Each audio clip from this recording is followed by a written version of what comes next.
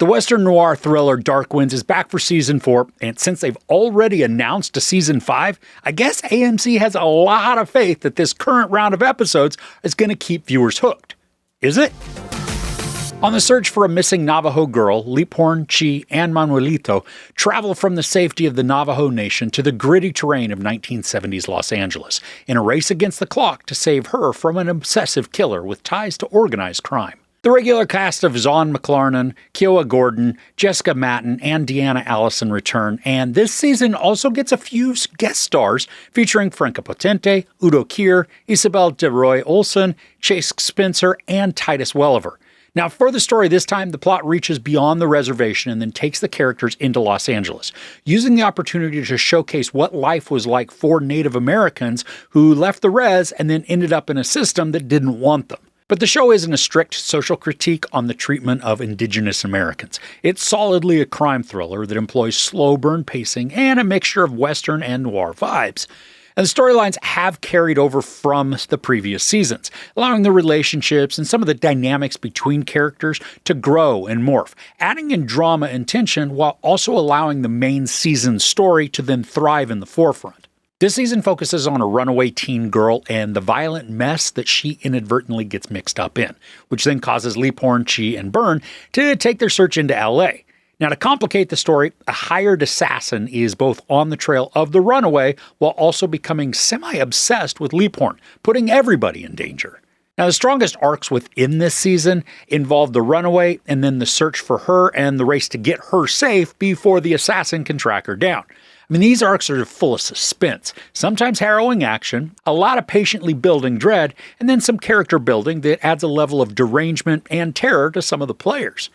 And accompanying the main arcs are the supporting stories of the Dene trio of officers and their relationships, which I think still continues to reinforce the draw for the series.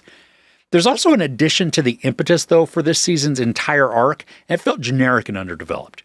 There's an organized crime angle that gets more focus than it really warrants.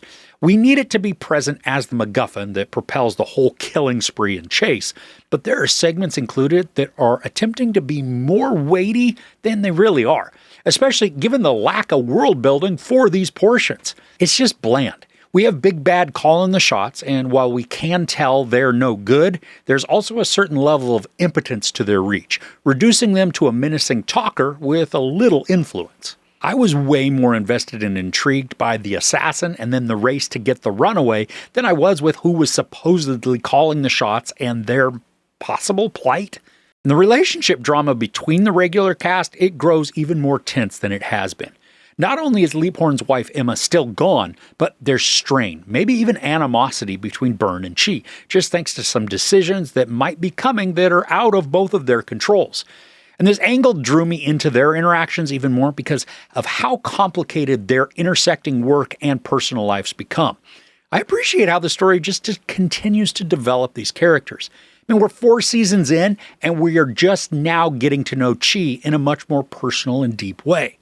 There's some trauma that bubbles up for him emotionally, and when that's combined with some other physical elements, the show gets to exploit some trippy visuals and enigmatic experiences that do add a new layer of sympathy to the character. There's a good balance here between the individual dramas and their development with the driving force for the central case. Now, for me, it never felt as though the story was getting distracted by all of the insertions of personal tangents, instead using them to enhance an emotion or trial the character was facing, making the whole sequence even more compelling and sometimes dire. And with the inclusion of Franca Potente this season, she is a quiet but powerful force within the storytelling. Her character of Irene is patient and smart, but also just created this curiosity for me. For the first chunk of episodes, we don't really know who she is or why she's doing what she's doing. She's just this ominous force creating chaos on the reservation. Now, Potente plays the character as someone who's potentially zealous, but certainly focused and even obsessive. And as a seemingly contradictory personality trait, she's very compassionate and caring too, changing Irene from this one-dimensional kook to somebody that's way more complex, but not necessarily in a way that would make you want to be friends with her. Now, even though the series continues to be a weekly episodic release, there's enough in each episode that makes the week-to-week watch worth it. Zahn McClarnon is riveting, just thanks to his almost haunted portrayal. mean, even though he's almost fully consumed by regret and grief, he's not some sad sack persona that's just a drag to watch. I appreciate the depth we get in the character, even when some of the sequences only contain piercing looks or contemplative stares. He's not typically someone of huge demonstrative actions, but that doesn't remove any ferocity and passion that's contained within the character. And I mentioned at the very start that this showcases how Native Americans were treated outside the reservation. And while it's not something the show is preachy on, I do really appreciate all the focus and the time spent focusing on their beliefs and how those are then interwoven into every aspect of their lives. The show creatively educates while it entertains. When we're shown portions of ceremonies or practices, these aren't awkwardly included as some odd insertion. Instead, they flow naturally within the plot, sometimes enhancing a character's development, other times showcasing the influence their beliefs have on the motives that drive them. I find it fascinating and not something that's detracting from the pace of the show. Instead, it can add to whatever emotion we're meant to be experiencing and then create a deeper connection with our characters. The aesthetics for the show also continue to be excellent. The time period is meant to be the 70s, and everything we see accomplishes that. And it's probably easier to build the illusion on a reservation and inside a desolate desert. But once the show takes us to LA, the cars, costumes, even building facades feel as though we've been transported back to that decade, just steeped in polyester shirts, bell-bottom pants, and a musical mix that alternates between disco and psychedelic. I mean, it's not something that I always take note of, but what makes this stand out as special is the fact that the environments don't stand out.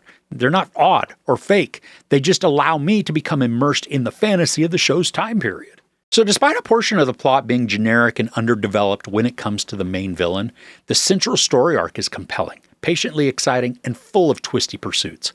The main cast continues to shine in their portrayals, building out diverse traits and complex personalities that we want to root for, but also sometimes slap. The pacing for the series continues to be measured, but not without urgency, spreading intrigue and intensity across the episodes. This show continues to surprise me, bringing an old-school storytelling style to a rather simplistic plot, all while delivering thrills and mystery wrapped in a Western crime drama. There's no sex or nudity, a lot of profanity, and then a bunch of violence. I give Season 4 of Dark Winds 4 out of 5 couches. Based on how this season concludes, I am chomping at the bit to see Season 5. Looks like it's going to be another powerful mystery. Okay, have you watched any good crime dramas lately? I'd love to get some recommendations in the comments below. If you enjoyed this review, please give it a like. Also, don't forget to share and subscribe. I'm Chris. This is Movies and Munchies.